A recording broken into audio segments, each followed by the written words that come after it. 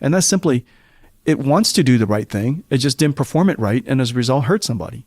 You know, for example, a self-driving car that wants to drive nicely and drive properly, and just somehow the sensor broke down, or it didn't detect something, or made it too aggressive turn, or whatever it is. It did it poorly. It did it wrongly. And so that's a whole bunch of engineering that has to be done to make sure that AI safety is upheld by making sure that the product functioned properly.